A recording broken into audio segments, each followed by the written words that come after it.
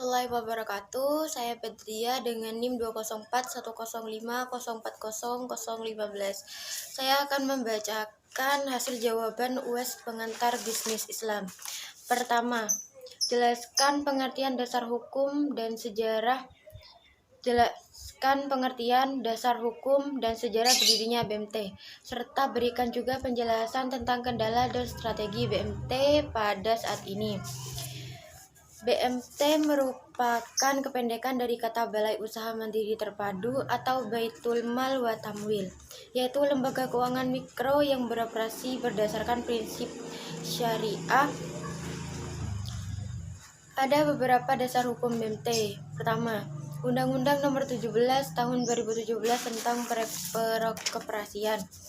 Kedua, Peraturan Pemerintah Nomor 4 Tahun 1994 tentang persyaratan dan tata cara pengesahan akte pendirian dan perubahan anggaran dasar koperasi. Ketiga, Peraturan Pemerintah Nomor 17 Tahun 1994 tentang pembubaran koperasi oleh pemerintah. Keempat, Peraturan Pemerintah Nomor 9 Tahun 1995 tentang pelaksanaan kegiatan usaha simpan pinjam koperasi. Berikut sejarah berdirinya BMT. Baitul Mal atau BMT sudah dikenal sejak tahun kedua Hijriah pemerintah Islam di Madinah. Berdirinya lembaga ini diawali dengan cekcok para sahabat Nabi Shallallahu Alaihi Wasallam dengan pembagian harta rampasan perang Badar. Maka turunlah surat Al-Anfal ayat 4. Setelah turunnya ayat itu, Rasulullah mendirikan Baitul Mal yang mengatur setiap harta benda kaum muslimin. Saat itu Baitul Mal belum mempunyai tempat khusus untuk menyimpan karena saat itu harta yang diperoleh belum begitu banyak. Kalaupun ada, harta yang diperoleh hampir selalu habis dibagi-bagikan kepada kaum muslimin. Dan pada masa Khalifah Abu Bakar Siddiq, keadaan Baitul Mal masih berlangsung seperti itu. Dan tahun pertama kekhalifahannya, jika datang kepadanya wilayah-wilayah kekuasaan Khalifah Islamiyah, Abu Bakar membawa harta itu ke Masjid Nabawi dan membagi-bagikannya kepada orang yang berhak menerimanya. Pada masa Khalifah Umar bin Khattab, tetap memelihara Baitul Mal secara hati-hati, menerima pemasukannya dan sesuatu yang halal sesuai dengan aturan syariat dan mendistribusikannya kepada orang-orang yang berhak menerimanya. Pada masa Khalifah Utsman bin Affan, kondisi yang sama juga berlaku pada masa Utsman bin Affan. Namun, karena pengaruh besar dan keluarganya, Utsman mengangkat sanak kerabat dan keluarganya dalam jabatan-jabatan tertentu pada 6 tahun terakhir dari masa pemerintahannya. Ia memberikan 1/5 ganimah kepada Marwan, serta memberikan harta yang banyak sekali kepada kerabatnya. Sehingga tindakan Utsman ini banyak mendapat protes dari umat dan dalam pengelolaan Baitul Mal. Dan pada masa Khalifah Ali bin Abi Thalib, pada masa ini Baitul Mal ditempatkan kembali pada posisi sebelumnya. Ali juga mendapat santunan dari Baitul Mal. Berikut kendala dan strategi pengembangan BMT. Kendala yang dihadapi oleh BMT yakni kesulitan permodalan, terbatasnya jumlah SDM yang memiliki kompetensi sertifikasi di bidang perkoperasian dan keuangan syariah. Pemahaman masyarakat dalam sistem keuangan syariah yang masih sangat rendah dan lemahnya sistem pengawasan oleh otoritas koperasi.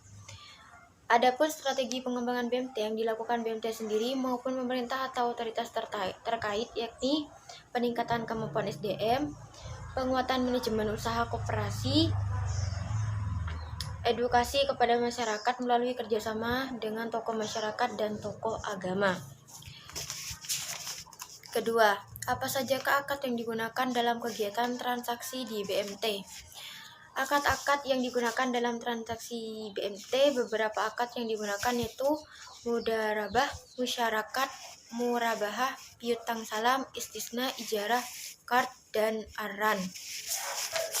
3. Sebutkan hal-hal yang mendasari dibolehkannya pasar modal syariah. Kegiatan pasar modal termasuk dalam kelompok muamalah. sehingga transaksi dalam pasar modal diperbolehkan sepanjang tidak ada larangan menurut syariah. Keempat, bagaimana cara menjadi investor di pasar modal syariah? Cara menjadi investor di pasar modal syariah. Pertama, pilihlah perusahaan efek yang mempunyai syariah online trading system atau SOTS. 2. Buka rekening efek syariah. 3. Konfirmasi sebagai investor. 4. Transfer uang untuk modal awal investasi serta install SOTS. Kelima, kenali saham syariah yang diinginkan. 5. Apa syariah online trading system itu? Syariah Online Trading System atau SOTS adalah sistem transaksi saham syariah secara online yang memenuhi prinsip-prinsip syariah di pasar modal. 6. Berikan penjelasan tentang usaha gadai serta buatlah tabel perbedaan pegadaian konvensional dan pegadaian syariah. Usaha gadai adalah segala usaha yang menyangkut pemberian pinjaman dengan jaminan barang bergerak, jasa titipan, jasa taksiran, dan atau jasa lainnya termasuk yang diselenggarakan berdasarkan prinsip syariah. Perbedaan pegadaian syariah dan konvensional. 1. Pegadaian syariah. Biaya administrasi berdasarkan barang, sedangkan pegadaian konvensional biaya administrasi berupa persentase yang didasarkan pada golongan barang. Kedua, pedagangan syariah, pegadaian syariah 1 hari dihitung 5 hari, sedangkan pegadaian konvensional 1 hari dihitung 15 hari. Ketiga, pegadaian syariah jasa simpanan berdasarkan simpanan, sedangkan pegadaian konvensional sewa modal berdasarkan uang pinjaman. Keempat, pegadaian syariah apabila pinjaman tidak dilunasi, barang jaminan akan dijual kepada masyarakat, sedangkan perdagangan konvensional apabila pinjaman tidak dilunasi, barang jaminan dilelang kepada masyarakat. Yang kelima, pegadaian syariah jasa simpan dihitung dengan konstanta ekstraksiran, sedangkan pegadaian konvensional sewa modal dihitung dengan persentase X uang jaminan. Yang keenam, pegadaian syariah maksimal jangka waktu 3 bulan, sedangkan pegadaian konvensional maksimal jangka waktu 4 bulan. Yang ketujuh, pegadaian syariah, kelebihan uang dari hasil penjualan barang tidak diambil oleh nasabah tetapi diserahkan kepada lembaga ZIS. Sedangkan pegadaian konvensional, kelebihan uang hasil lelang tidak diambil oleh nasabah tetapi menjadi milik pegadaian. 7. Jelaskan dasar hukum gadai dan juga akad-akad yang digunakan dalam Al-Quran dan hadis. Dasar hukum gadai. Pertama, Undang-Undang Nomor 9 Tahun 1996 pada pasal 6 tercantum bahwasanya usaha yang dilakukan pegadaian adalah menyediakan pelayanan maksimal bagi kemanfaatan umum dan sekaligus memupuk keuntungan berdasarkan prinsip pengelolaan perusahaan yang ada. Kedua, PP Nomor 103 Tahun 2000 yang mengatur tentang perusahaan umum pegadaian. Peraturan ini menjadi salah satu peraturan yang menetapkan status pegadaian sebagai perusahaan umum dan masuk pada wilayah BUMN, tepatnya di lingkungan Departemen Keuangan RI.